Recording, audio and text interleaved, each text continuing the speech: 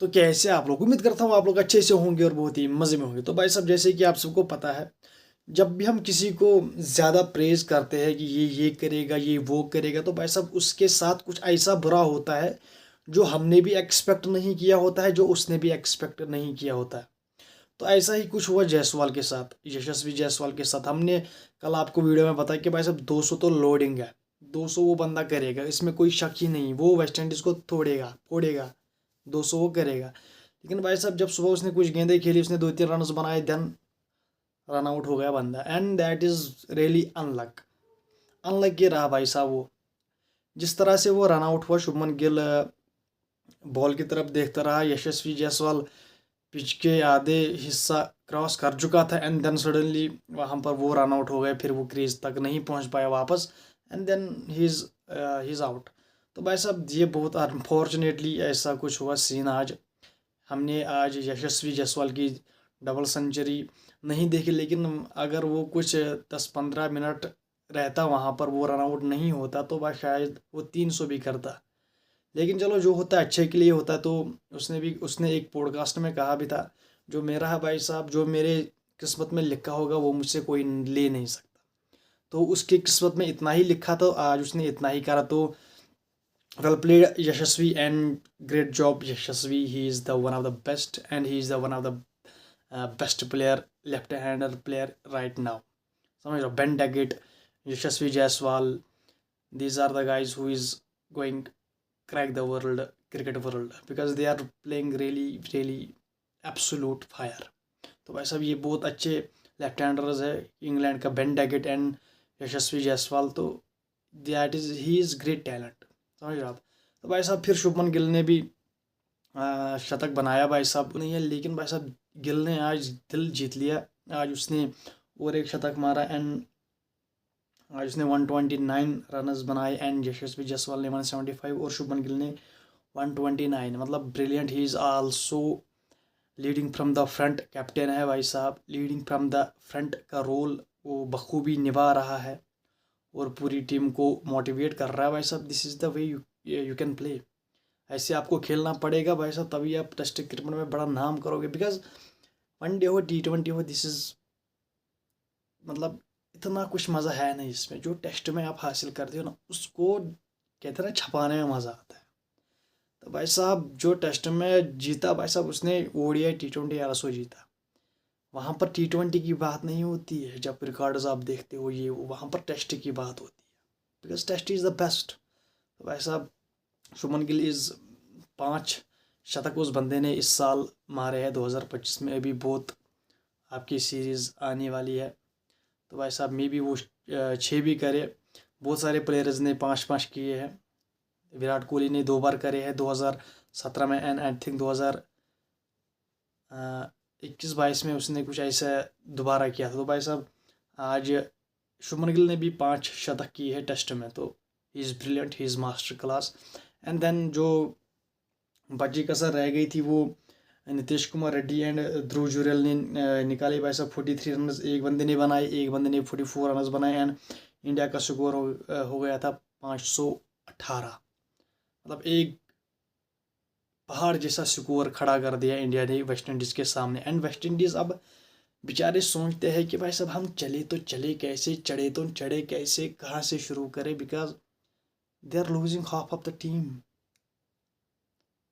140 पे वो बंदे, पूरी आधी टीम उन्होंने गंवा ली है।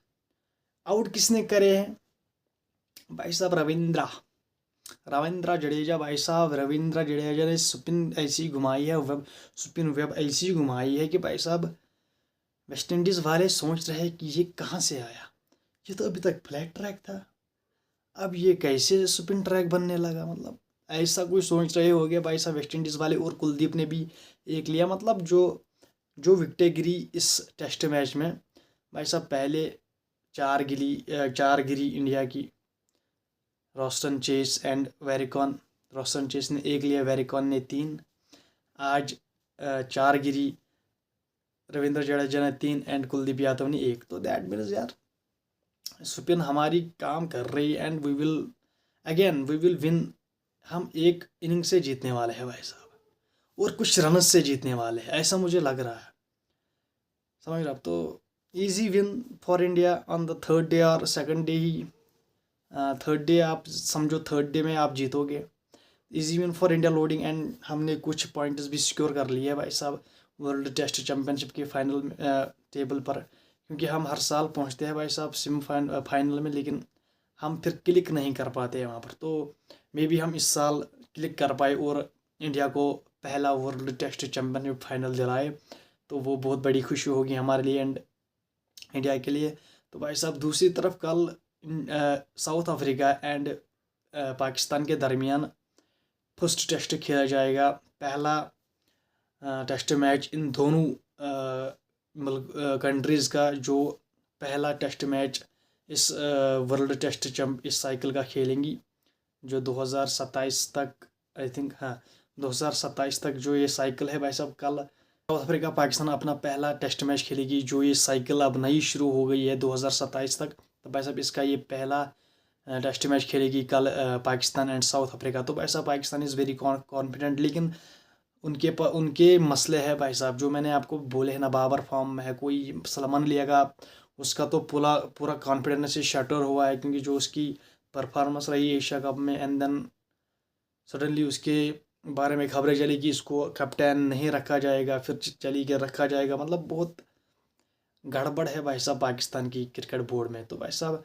अभी तक उनकी, मुझे लगता है कि भाई साहब अभी तक वो प्लेइंग 11 भी सेट नहीं कर पाए होंगे, and then I know they will go spin track, मतलब वो स्पिन बनाएंगे एंड साउथ अफ्रीका को फंसाएंगे। लेकिन क्या उनको स्पिन खेलनी आएगी, ये भी एक फैक्ट है। लेकिन अगर आप पिछले 4-5 मैचेस देखो जो पाकिस्तान में हुए हैं इन स्पिन ट्रैकर्स पर, उसमें से पाकिस्तान ने 3 मैचेस जीते हैं, 2 उन्होंने हारे हैं। चार मैचेस जो स्पिन ट्रैकर्स पर किए गए, उसमें से पाकिस्तान ने 3 जीते हैं, 1 हारा है। तो that is great result for Pakistan in home. तो भाई साहब उम्मीद करता हूँ अच्छी क्रिकेट देखने को मिले, इसी तरह नहीं देखने को मिले जिस तरह यार वेस्ट इंडीज़ पूरी तरह लेट जाती है भाई साहब, ऐसे हाथ खड़ा करती है भाई साहब, आओ मुझे मारो, अबे मारो यारो, ऐसे यार ऐसी क्रिकेट में क्या मज़ा, और क्राउड भी कहाँ आए। और भाई साहब दूसरी तरफ इम्पैक्ट बहुत पड़ रहा है भाई साहब रोहित एंड विराट का, ये मैं सोच रहा था भाई साहब क्राउड कहाँ है, लेकिन भाई साहब एक्चुअली अगर आपको मैं बोलूँ क्राउड कहाँ है, क्राउड रोहित शर्मा के प्रैक्टिस सेशन देख रही है, समझ रहे हो आप। यहाँ तक आप देखो कि जो ऑस्ट्रेलिया में 3 ODIs है भाई साहब, सारे स्टेडियम की टिकटें सोल्ड आउट हो गई है। That is the craze of Rohit and Virat. तो भाई साहब आपको दिखा कि जब एक आप अच्छा प्लेयर आप टीम से निकालते हो, एंड देन आपको रियलाइज़ होता है जब उसकी कुछ आपको ज़रूरत होती है भाई साहब, तो तब आपको रियलाइज़ होता है कि हमने कितनी बड़ी गलती करी है। लेकिन भाई साहब दूसरी तरफ अगर आप देखो, आज आपको क्राउड से रियलाइज़ हुआ कि भाई साहब हमने विराट और रोहित को रिटायरमेंट देने के लिए फोर्स करा, एंड उन्होंने दे दी। तो भाई साहब लुक एट द क्राउड, कहीं नहीं है, एब्सोल्यूट नील, मतलब कोई है ही नहीं स्टेडियम में, कुछ 10-15 बंदे, 200-300 बंदे आ गए हैं भाई साहब, उन्हें वही देखते हैं भाई साहब। लेकिन इम्पैक्ट भाई साहब इम्पैक्ट पड़ा है रोहित और विराट की रिटायरमेंट का टेस्ट में, आपको कोई देखना भी नहीं आ रहा, ये आप मान लो। अब थोड़ी देर बाद आपको जब अगली सीरीज़ होगी उसमें हम देखेंगे कि क्या ऐसा सच में है या ऐसे ही ये चल रहा है, क्योंकि एक तरफ से वर्ल्ड कप चल रहा है वुमेन्स का, इसीलिए ये चल रहा है, या रोहित शर्मा और विराट का इम्पैक्ट है। तो बस अब ये आपको भी क्लियर हो जाएगा। तो भाई साहब उम्मीद करता हूँ आपको वीडियो पसंद आई होगी, एंड ये थी कुछ आपकी आज की अपडेट। उम्मीद करता हूँ आपको वीडियो पसंद आई होगी। तो भाई साहब वीडियो पसंद आने के साथ चैनल को सब्सक्राइब, वीडियो को कीजिए लाइक, एंड बेल आइकन पर जरूर प्रेस कीजिए। Bye bye.